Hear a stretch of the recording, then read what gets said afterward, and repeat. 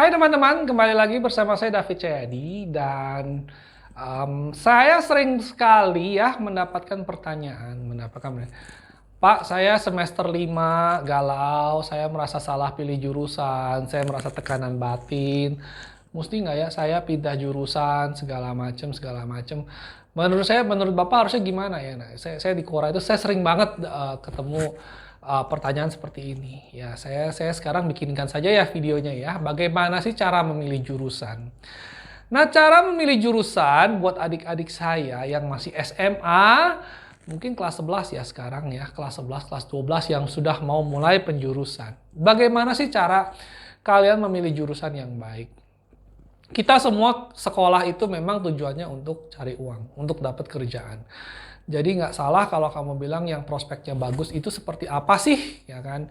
Jurusan apa sih yang prospeknya bagus? Kedokteran, mahasiswa, arsitek, semua kalau kamu tanya tukang kecap, semua kecapnya nomor satu.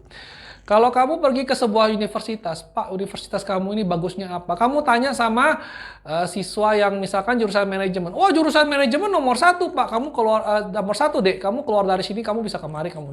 Kalau tanya orang TI nomor satu. Teknik industri sekarang nomor satu masih digunakan, masih bisa kerja sini-sini. Bahkan sampai kamu yang bahasa juga. Oh, bahasa sekarang cari kerja gampang. Jadi penerjemah kiri kanan segala macam bisa. Bahkan sampai ilmu-ilmu yang menurut saya sedikit-sedikit terlalu niche ya. Misalnya jurusan pokoknya yang aneh-aneh lah ya. Saya nggak berani sebut lah, nanti ada yang tersinggung lagi. Pokoknya yang aneh-aneh aja. Semua juga pasti kalau kamu tanya seniornya pasti jurusan ini paling bagus, ada prospeknya segala macam. Nah, sebelum kalian menentukan, sebelum kalian bicara, kadang-kadang saya kesel juga sama adik-adik kita. Kenapa? Mereka beli HP itu risetnya lebih mendalam daripada pilih jurusan. Pilih jurusan, ya udahlah temen gua itu ya udahlah itu aja. Temen saya masuk TI, ya sudahlah TI ajalah katanya bagus. Teman saya masuk teknik kimia, bagian teknik pangan. Ya sudahlah, mungkin nanti saya mau kerjanya di KFC, McDonald dan orang tua segala macam. Salah nggak? Ya nggak salah. Tapi masalahnya adalah ke satu. Kamu harus ngerti dulu kamu minatnya di mana. Kalau kamu nggak suka kimia, kamu jangan masuk teknik kimia. Jelas. Kalau kamu misalkan, maaf kata ya, kalau misalkan kamu ekonominya pas-pasan, jangan masuk arsitektur yang harus 7 tahun kuliah, jangan masuk kedokteran yang memang biayanya notabene sedikit lebih mahal. Kamu juga harus memperhitungkan, mengatur. Kamu juga harus lihat kondisi kamu gitu kan. Kalau misalkan kamu IPA-nya pas-pasan, ya sudah jangan maksakan masuk misalkan teknik sipil. Kenapa? Ya karena kamu nanti kalau misalkan kamu paksakan masuk ke sana, memang teknik sipilnya itu mungkin sebuah jurusan bergengsi. Tapi kalau kamu nggak bakat di sana, kamu cuma masuk ke sana, IP cuma 2,1, ngap-ngapan orang lain lulus, kamu cuma lolos, ya kamu juga tidak akan dapat kerjaan dengan gampang ya kan? Karena IP 2,1 itu nanti rubuh kalau suruh bikin jembatan. Jadi yang menentukan kesuksesan itu bukan cuman program studi, tetapi apa sih namanya ya, prodi, makul segala macam. Pokoknya jurusan lah ya, saya ngertinya saya orang kulot, saya cuma ngertinya jurusan. Jadi jangan cuman kamu terpaku pada, oh saya ambil jurusan ini bakal sukses. Enggak. Kalau kamu dari PTN mana, misalkan gini, saya sebut nama saja ya. Kalau saya lulusan UI, saya jurusan manajemen. Ya. Biar kata manajemen tidak lebih beken daripada teknik sipil, tapi kalau saya UI manajemen, saya tetap akan gampang cari kerja. Realita hidup, kamu lulusan UI kurang lebih nasib kamu akan sedikit lebih cemerlang ya, walaupun tidak selalu ya. Tidak selalu, saya pernah bikin videonya lulusan luar negeri, lulusan PTN top juga ada masalah mereka sendiri, tapi otomatis lebih baik, betul nggak? Kalau misalkan kamu lulusan dari perguruan top. Bayangkan kalau misalkan kamu teknik sipil tapi lulusan yang terakreditasi cuma hanya D atau F misalnya. Kamu lebih gampang cari kerja yang mana? Kita realistis saja, betul nggak? Tentu saja kamu lulusan UI, betul nggak? Walaupun cuma manajemen. Nah, begitu juga dengan jurusan-jurusan lain gitu. Walaupun jurusannya bagus, tapi kamu juga harus lihat IPK lulus kamu berapa, perguruan tinggi kamu reputasinya gimana. Kenapa? Karena kalau misalkan kamu ambil, ya seperti kata saya tadi, mahasiswa jurusannya sih mentereng. tapi universitasnya cuma di ujung jalan, di ujung gang gitu kan. Jadi secara otomatis saya sebagai, nanti kalau mau cari kerja kan juga, saya sih boleh-boleh aja nih teknik sipil, tapi kan lulusan mana, betul nggak? Saya mah cuma manajemen, tapi saya lulusan UI. Nah, lu mau ngomong apa, betul nggak? Nah, jadi kalau misalkan adik-adik, supaya kalian jangan salah, dan jangan sedikit-sedikit tuh, pindah jurusan, nyesel, pindah jurusan. Kenapa? Karena semua jurusan juga sama. Susahnya ada, ya.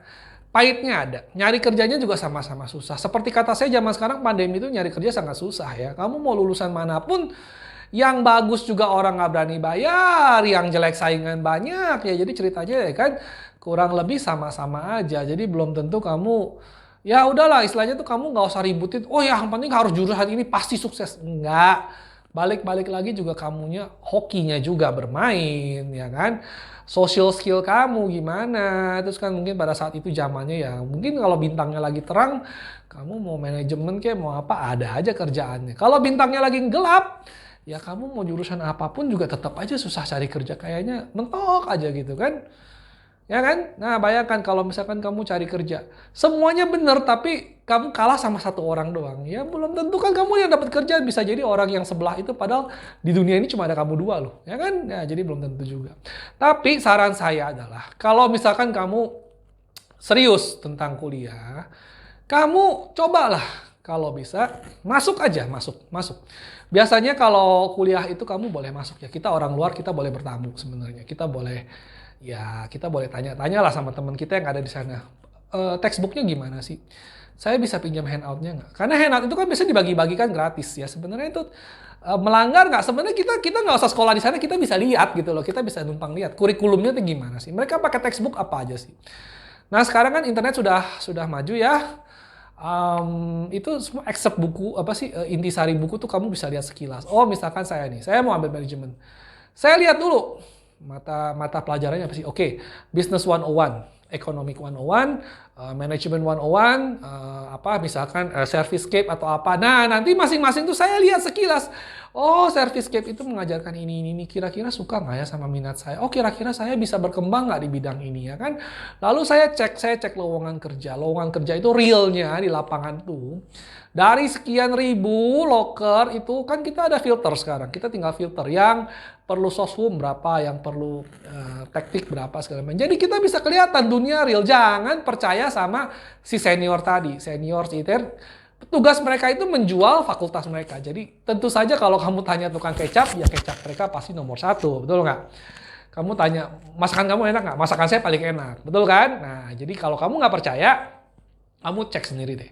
Tapi intinya adalah itu masa depan kamu. Jadi kamu jangan masuk sembarangan sampai kamu sendiri nggak tahu belajar apa. Sampai kamu sendiri nggak tahu ini tuh apa sih. Ternyata bukan seperti yang saya bayangkan. Lah kamu kemana aja udah semester 5 baru tahu. Ini bukan yang kamu bayangkan. Kan menurut saya bagong sekali. Betul nggak? Udah buang-buang duit. Kayak duitnya banyak. Udah duduk 5 jam. Udah duduk sampai 2,5 tahun. Terus menyesal, galau. Mau pindah lagi. Mau pindah ke sini. Buangin waktu aja bukan? Nah makanya kalau misalkan kalau kamu nggak yakin, kamu ambillah jurusan yang minimal mendekati. Atau sekarang itu ada aptitude test. Aptitude test itu kamu boleh ambil, bayar berapa ratus ribu, nanti tes. Minat kamu lebih ke berapa persen ini, berapa persen. Itu pun nggak jadi jaminan, ya kan? Nah, terus nanti ada masalah idealis dan realistis. Kamu misalnya suka musik. Ya, tapi kan banyak orang tua bilang kamu yakin mau jadi musik gitu kan, bisa cari duit nggak nanti? Ya itu kamu yang nilai sendiri. Tapi kalau kamu misalnya udah mantep, pokoknya saya pengen jadi musikus, ya sudah silahkan. Saya sih setuju-setuju aja. Tapi kalau cuman, saya pengen jadi musikus, tapi saya main gitar pun nggak bisa, saya bakat pun nggak ada, cuman kelihatannya asik ya jadi artis. Ya kalau kayak gitu ya pikir-pikir lagi lah ya. Saya nggak mau ngomong kasar, tapi ya mendingan kamu pikir-pikir lagi gitu loh. Nah jadi seperti yang saya bilang ya, kamu bisa cek dulu, cek kerjaan, kamu bisa cek bukunya, kamu bisa cek. Bahkan boleh aja ikut kelasnya. Kalau misalkan di universitas itu nggak dikasih, ikutlah kelas terbuka. Di YouTube banyak kok. Misalkan kamu mau bikin, belajar hukum. Kamu ambil aja kelas filsafat hukum. Nanti akan keluar di internet banyak. Nah kamu coba pura-puranya kamu sedang mengikuti mata kuliah. Coba kamu lihat tertarik nggak gitu loh, bayangkan. Kalau nggak kamu lihat kisi-kisi skripsinya, kisi-kisi ulangan, banyak hal yang bisa kamu teliti. Bayangkan ya anak sekarang itu, mereka itu beli HP itu risetnya lebih mendalam daripada pilih jurusan.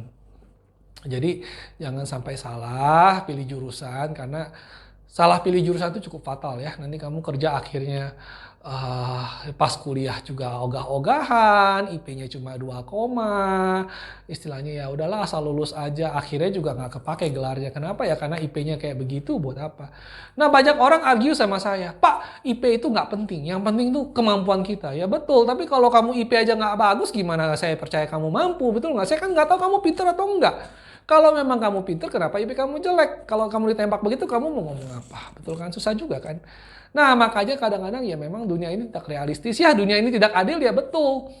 IP tidak menjamin kesuksesan, betul. Tapi kalau misalkan saya pengusaha, saya mau hire orang, saya kan nggak kenal kamu. Saya cuma tahu IP kamu bagus apa jelek. Kalaupun itu tidak merefleksikan, minimal saya ada pegangan. Ya kan, berdasarkan IP ini saya kayaknya kamu bagus. Walaupun belum pasti. Tapi kalau kamu IP-nya aja nggak bagus, saya juga nggak berani ambil resiko, betul nggak? Yang udah IP-nya bagus aja belum tentu bagus, apalagi yang IP-nya nggak bagus. Di petel saya nggak pasti begitu. Nah, jadi kalian juga harus hitung-hitung ya. Dalam hitung-hitung itu, saran saya adalah be realistik. Kalau misalnya memang kalian tidak mampu, jangan maksain. Kenapa? Karena kuliah itu adalah proses 4 tahunan ya minimal ya. Dulu saya 3,5 tahun, tapi kalau ada 4 tahun. Jadi kalau kamu mampu hari tahun ini mampu, tahun depan itu situasi bisa berubah. Ekonomi bisa berubah, orang tua bisa, bisnis bisa turun, bisa naik. Ya syukur-syukur kalau naik sih nggak usah diajarin, itu gampang ya. Tapi kalau misalnya bisnis turun, jadi itu kalau bisa jangan yang terlalu mepet. Misalkan kamu ada modal 1M.